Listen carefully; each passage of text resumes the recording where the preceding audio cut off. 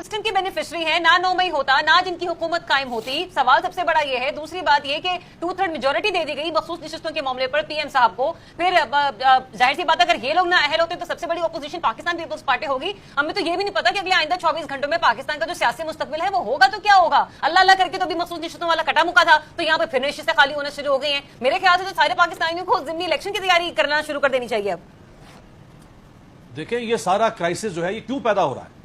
وہ اس لیے پیدا ہو رہا ہے کہ یہ جو حکمران جماعتیں ہیں جو ماضی میں نظریاتی رہیں اور جو جمہوریت کی آئین کی رول آف لا کی چیمپئن بنتی رہیں، آج وہ کس سائیڈ پہ کھڑی ہیں تاریخ کے، کس سمت میں کھڑی ہیں؟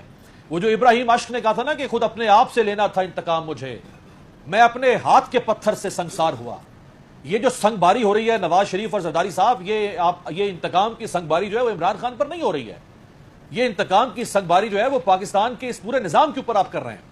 یہ سنگ باری پاکستان کی جمہوریت پر آپ کر رہے ہیں. یہ سنگ باری پاکستان کی آئین پر آپ کر رہے ہیں. سنگ باری رول آف لا پر کر رہے ہیں.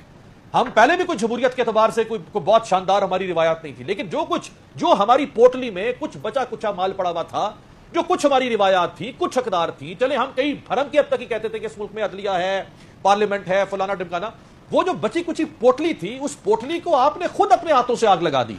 آج آپ جھولی جھاڑ کر کھڑے ہو گئے اس ملک میں. آج کیا بچے آپ کے پاس اس ملک کے اندر؟ کچھ بھی نہیں ہے. مکمل طور پر اس ملک کے اندر لا قانونیت ہے. یہ تکلف کر رہے ہیں. چلیں اصلاح قانونیت کے حوالے سے مزید اور